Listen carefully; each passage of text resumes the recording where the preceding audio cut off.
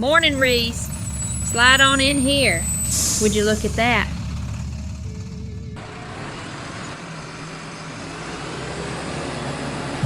Rain's taking a breather. So yesterday, we dove into how folks get all wound up tight, gripping everything like it might slip away. Today, we're going to unpack where that inner tornado comes from. Listen up, because this ain't just about one bad day. This is about complex trauma. And honey, that's way more complicated than just one scary moment. We're talking about a whole string of rough patches, especially when you're just a kiddo trying to make sense of the world. Growing up where home don't feel safe, where folks are more unpredictable than a summer thunderstorm, where your basic needs are about as consistent as a cat's mood. When that happens, your emotional wiring gets all kinds of crossed. We call it emotional dysregulation.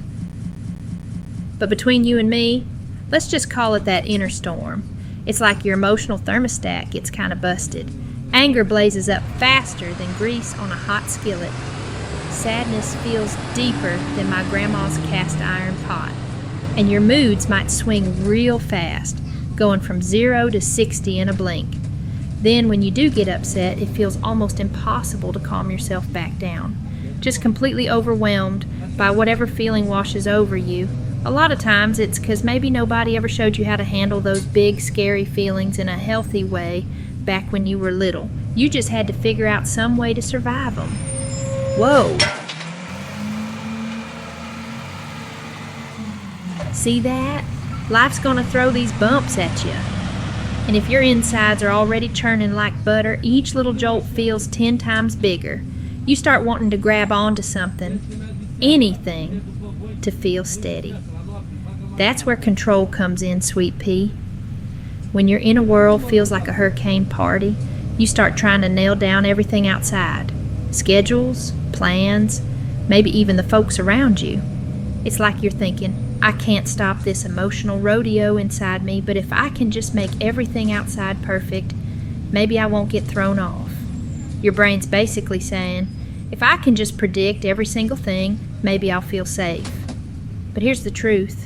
It's like putting a Band-Aid on a broken leg. Looks like you're doing something, but it ain't really fixing the real problem. And looking ahead, forget about it. Planning for the future feels impossible when you're just trying to survive the storm right now. So you might get real focused, like tunnel vision, on just the very next step, the immediate thing you need, and push hard to get that, whatever it takes, because looking beyond that feels too overwhelming. Now this controlling stuff, it gives you a hot second of breathing room, but it's temporary, like trying to hold your breath underwater. It don't actually calm that storm inside, it's just a shield you learn to carry.